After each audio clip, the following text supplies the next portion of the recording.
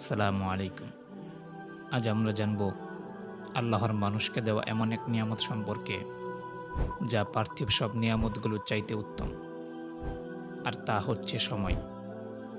আর সময়ের গুরুত্ব অন্য সব নিয়ামতগুলো চাইতে বেশি। এবার প্রশ্ন হচ্ছে, সময়ের গুরুত্ব কেন অন্য সব নিয়ামতগুলো চাইতে বেশি? এর উত্তরটা খুবই সহজ। ধরেন, কোনো ব্যক্তির কাছে টাকা পয়সা গাড়ি বাড়ি সব কিছুই আছে, এবং কোনো এক দুর্ঘটনায় তার সব কিছু ধ্বংস হয়ে গেল। এরপর যদি ওই ব্যক্তিটি পুনরায় চেষ্টা করে, তাহলে সে আবার সেই সম্পদের মালিক হতে পারবে। কিন্তু যদি কারো জীবন থেকে সময় চলে যায়, চাই সময়টা তার কাজে আসুক চাই না আসুক, সেই সময়টা কিন্তু আবার ফিরিয়ে আনা কোনোভাবেই সম্ভব না। আর যারাই পৃথিবীতে থাকা অবস্থায় সময়ের মূল্য বুঝতে পেরেছিল এবং তার সঠিক ব্যবহার করতে পেরেছে, তারাই দুনিয়াতে ও আখেরাতে অথবা দুনিয়াতে সফল হয়েছে। আর যারা সময়ের সঠিক ব্যবহার করতে পারে নাই, তারাই অধিকাংশ সময় ব্যর্থ হয়েছেন। তাই সময়ের মূল্য বোঝা এবং তার সঠিক ব্যবহার কিভাবে করতে হয় সে সম্পর্কে জানা সবার জন্য প্রয়োজন। তাই এই ভিডিওতে এই বিষয় সম্পর্কে বিস্তারিত জানার চেষ্টা করব ইনশাআল্লাহ। প্রথমে আমরা সময়ের মূল্য ও গুরুত্ব বোঝার চেষ্টা করব কুরআন ও হাদিস থেকে। আল্লাহ তাআলা কুরআনের অসংখ্য আয়াতে সময়ের আলোচনা করেছেন। শুধু তাই না, তিনি কুরআনের সময়ের কসমও খেয়েছেন। আল্লাহ তাআলা বলেন, ওয়াল আসর ইন্নাল ইনসানা লাফি খুসর ইল্লাল্লাযীনা আমানু ওয়া আমিলুস সলিহাতি ওয়া তাওয়াসাউ বিল হক ওয়া তাওয়াসাউ বিস সবর।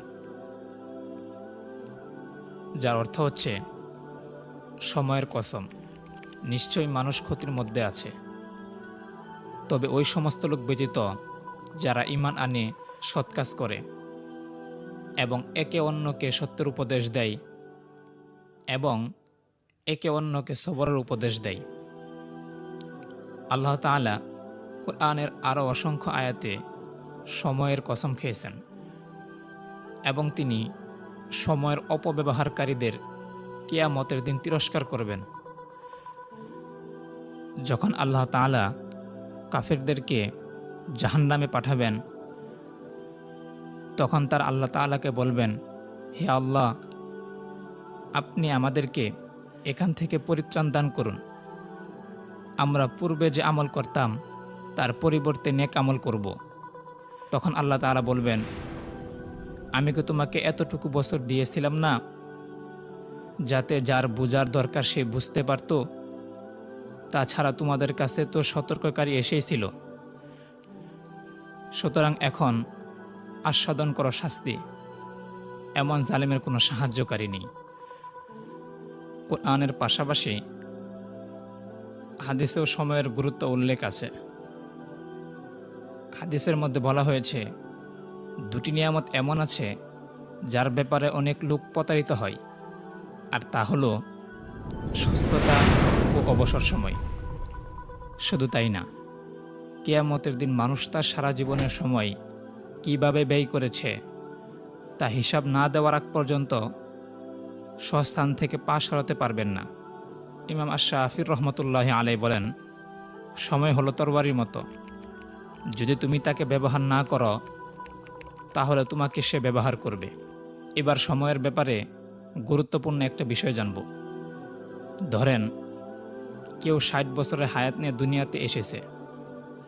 সে কি আসলে 60 বছর সময় দুনিয়াতে কাজে লাগাতে পারে? এটা বোঝার জন্য একজন সাধারণ মানুষের নিত্যদিনের কাজগুলো বিশ্লেষণ করব। ধরেন, একজন মানুষ জন্মের পর 2 থেকে 3 বছর শুধু মা বাবার কোলে খেলাধুলাই শেষ হয়। এরপর যখন সে বুঝতে শেখে, তখন সে আস্তে আস্তে সময়ের ব্যবহার শিখতে পারে। তবুও সে দিনের 24 ঘন্টা কাজে লাগাতে পারে না, কারণ এই 24 ঘন্টার ভিতরে তার খাওয়া দাওয়া, ঘুম, প্রকৃতির প্রয়োজন সব কিছু ম্যানেজ করে চলতে হয়।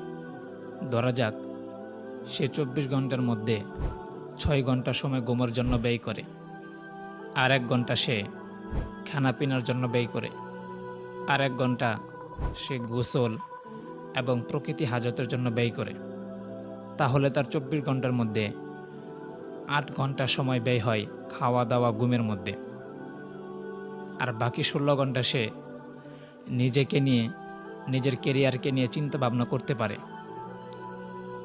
আর যদি এই 8 ঘন্টাকে বছরে কনভার্ট করা হয়, তাহলে দেখা যাবে 20 বছর, অর্থাৎ তার হায়াতের 3 ভাগের 1 ভাগ সময় সে খাওয়া দাওয়া এবং ঘুমের মধ্যে ব্যয় করে থাকে।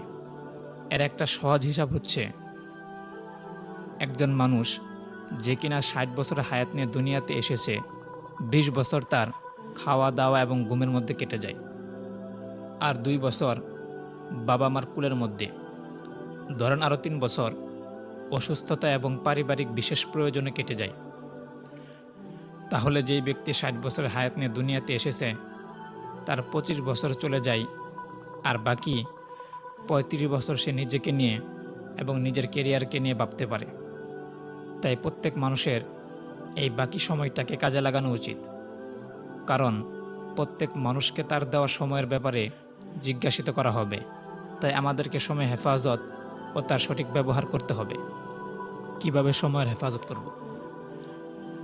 সময় হেফাজতের জন্য আমাদের সর্বপ্রথম যে কাজটি করতে হবে সেটা হচ্ছে অপ্রয়োজনীয় এবং অনর্থক কাজ থেকে নিজেকে বিরত রাখতে হবে। এ ব্যাপারে রাসূল সাল্লাল্লাহু আলাইহি ওয়াসাল্লাম বলেন, যে ব্যক্তি আল্লাহতে এবং শেষ দিনে ঈমান রাখে সে যেন ভালো কথা বলে, অন্যথায় চুপ থাকে। আর 2 নাম্বার, আমাদের অশ্লীল কাজ থেকে নিজেকে বিরত রাখতে হবে। এর জন্য সবচাইতে উপকারী হচ্ছে সালাত। আল্লাহ তাআলা বলেন, ইন্নাস সালাতা তানহা আনিল ফাহশাই ওয়াল মুনকার, নিশ্চয়ই নামাজ অশ্লীল ও ফাহেসা কাজ থেকে মানুষকে বিরত রাখে। তাই আমরা যারা 5 ওয়াক্ত সালাত ভালোভাবে আদায় করব, অবশ্যই আমরা অন্যায় ও ফাহেসা কাজ থেকে নিজেকে হেফাজত করতে পারবো। আর সময় হেফাজতের সবচাইতে ভালো যে বিষয়টা হচ্ছে, আমরা প্রত্যেক দিন যে কাজটা করব সেটা রুটিন করে নিব। সকাল থেকে সন্ধ্যা যে কাজটা আমাদের আজকে করতে হবে সেই কাজের একটা রুটিন করে নিব, এবং দিন শেষে 5 মিনিট সময় বের করব। ওই সময়টাতে আমরা সারাদিন আমাদের সময় কিভাবে ব্যয় করেছি নিজের থেকে নিজেকে জিজ্ঞাসা করব। তাহলে এভাবে আমরা সময়কে কাজে লাগাতে পারব ইনশাআল্লাহ। আল্লাহ তাআলা যদি তৌফিক দান করেন, তাহলে কিভাবে সময়কে হেফাজত করব এই বিষয়ে ধারাবাহিকভাবে আমাদের এই চ্যানেলে ভিডিও আসতে থাকবে। তাই আজ এই পর্যন্তই। যাদের এই ভিডিওটি ভালো লেগেছে তারা অবশ্যই আমাদের সাথে থাকবেন। আসসালামু আলাইকুম।